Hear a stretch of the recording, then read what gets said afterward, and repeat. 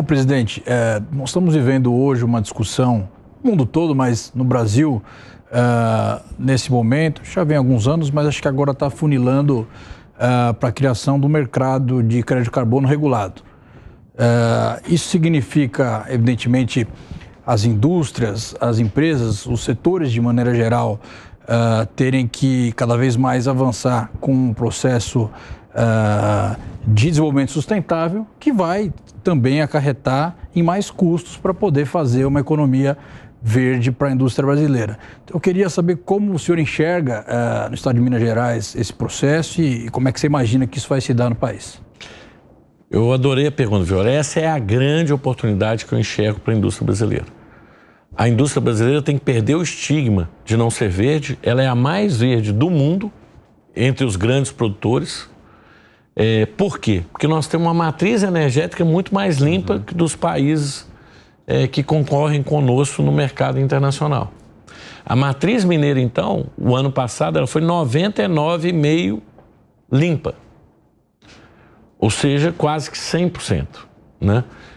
Que é um número extraordinário. Elétrica, a matriz elétrica. A matriz energética, ela é mais suja, porque você tem a gasolina, que é utilizada nos carros, o diesel, que é utilizado nos caminhões, né? O carvão em Minas, ele é limpo, porque ele é vegetal. Minas Gerais tem o maior maciço florestal do Brasil plantado, que são a plantação de eucalipto, que durante 7 anos, quando o eucalipto está crescendo, ele está extraindo o CO2 da atmosfera e depois só na queima da madeira é que ele emite. Mas, na verdade, esse balanço ele é negativo. O que ele retirou é maior do que o que ele emitiu. Então, é um balanço positivo. Então, os produtos mineiros, especificamente, Minas Gerais também, esse ano, foi o segundo maior produtor de açúcar e álcool do Brasil. Ou seja, então nós também estamos contribuindo na questão do combustível com a menor pegada de carbono, porque há uma grande participação do álcool em Minas Gerais, inclusive exportadora de etanol para outros estados. Então, nós temos a matriz energética das mais limpas do Brasil, com 99,5%. Nós temos o maior maciço florestal, só utilizamos carvão vegetal, não utilizamos carvão mineral. Isso também é outra pegada muito positiva para Minas Gerais especificamente. E ainda somos grande problema, produtores de álcool, que também reduz a pegada de carbono nos veículos normais. Com isso, o Estado e a indústria mineira têm uma posição muito competitiva. A indústria brasileira já tem no mercado verde, mas a indústria mineira ainda é melhor que a média da indústria brasileira por essas condições no território mineiro. E somos, além disso, hoje mais de 20% da energia solar do Brasil é produzida em Minas Gerais, somos o líder em produção de energia solar, somos também muito forte em energia hidrelétrica, temos aí a bacia de quase todos os rios lá no Brasil, inclusive esse é um tema que a FIENG lança uma campanha hidrelétrica já, né? Porque muita gente fala de energia renovável, só pensa em solar e eólico. Só que solar e eólico são energias intermitentes, elas só geram quando tem sol e quando tem vento, por pressuposto. E o sistema precisa de energia permanente, de energia que esteja à disposição o tempo todo. Então, o sistema ele não vai expandir, chegar a um determinado ponto que não vai adicionar mais energia solar. E a eólica não vai adiantar, porque você tem que ter energia firme para qualquer momento que for necessário. E aí, em energia firme, você só tem no Brasil hoje 3 alternativas de expansão grande: hidrelétrica ou termoelétrica. A termoelétrica tem a malvada e a boazinha.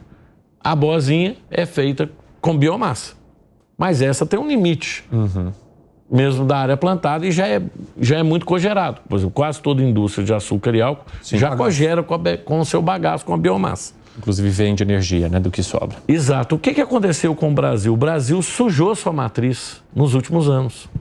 Por quê? Hidrelétrica era quase 92%. Então a matriz brasileira era quase toda limpa. E a energia térmica eram 2%. Hoje a térmica, a óleo e a gás já é 11% da matriz energética brasileira. A hidrelétrica é 72%. E as outras são as fontes alternativas que eu já citei. Que vem crescendo nos últimos anos. Que vem crescendo. Só que em algum momento o regulador vai ter que fazer opção. Olha, eu não posso ter mais energia variável, eu tenho que ter energia firme à disposição. Nós tivemos um apagão por isso. No momento que precisou de energia, não tinha firme, foi caindo o sistema, foi caindo, derrubou tudo. Então você tem que ter energia firme. Não adianta achar que você vai depender. Enquanto tiver o problema de bateria resolvido, mas ele não será resolvido no curto prazo, você vai precisar ter energia permanente. Então nós temos que voltar com a hidrelétrica imediatamente no Brasil. E por que não tem energia hidrelétrica? Porque, infelizmente, nós criamos amarras, aquilo que eu falei, que, por um discurso ambiental equivocado, tornou-se quase impeditivo construir uma hidrelétrica no Brasil. Ninguém consegue fazer isso com menos de 10, 15 anos. Mas qual que é o discurso equivocado? Era o discurso das barragens, etc. A menor fonte de pegada de carbono, isso tem estudos, não sou o que estou falando, de todas as fontes de energia disponíveis no Brasil, é a hidrelétrica. A solar, você tem, ela é mais limpa, obviamente, que uma térmica a gás ou a óleo. Mas ela tem todo um passivo, 15, 20 anos depois, que você vai fazer com todo aquele equipamento. Mas, por exemplo, a usina de Belo Monte, né, que é uma das que entram mais na crítica ambiental, ela, por exemplo, não consegue oferecer toda a produtividade que ela teria exatamente porque ela não tem à disposição dela algo que possa levá-la a produzir a energia que ela tem capacidade de produzir. Foi um grande equívoco. É o que eu estou dizendo. Nós temos um país continental que pode prescindir de ter algumas áreas alagadas em prol da sociedade. E a energia hidrelétrica ela não é só mais limpa, não, ela é muito mais barata, né? A energia térmica que está entrando à disposição entra a R$600. E a energia hidrelétrica, boa parte dela está entrando a 120. Mas situações como a que aconteceu, e é por isso que eu citei Belo Monte, de impacto ambiental, que não levaram à produtividade que se esperava dela, não acabam fazendo com que a análise sobre hidrelétricas no Brasil tenha um olhar muito mais crítico do que se tinha antes?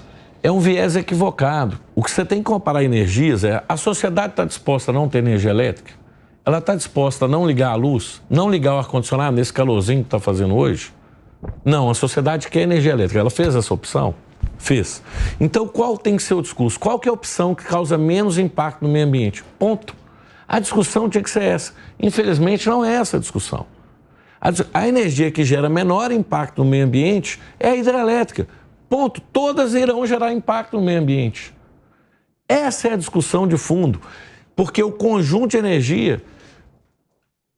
Nós consumimos energia, não é só quando você liga a sua energia na sua casa, não. Eu estou tomando essa água aqui. Esse copo aqui, para ser produzido, foi consumindo energia. Essa água, para chegar nesse copo, ela foi envasada e ela consumiu energia. A sua roupa consumiu energia. Quando você entrou no carro, o seu carro consumiu um absurdo de energia, porque para fazer o aço gastou energia, para fazer a roda gastou energia. Então nós consumimos energia o tempo inteiro, na nossa vida. O alimento que você está consumindo, ele consumiu energia, seja na irrigação, seja no transporte. Então, o ser humano, a todo momento, ele consome energia. E quanto mais rico for a sociedade, maior o consumo de energia. Os países desenvolvidos consomem 5 vezes mais energia por habitante que a média mundial, inclusive o Brasil. O Brasil está na média mundial. Esse ponto é que tem que ser discutido. Olha, se nós temos que consumir X de energia, qual que é a fonte mais limpa? E a fonte mais limpa é a hidrelétrica. E pior, agora eu vou falar do ponto de vista social. Qual é a fonte mais barata? Se a energia for mais barata, vai ser mais fácil das pessoas adquirirem todo o conjunto de produtos e serviços. Por quê?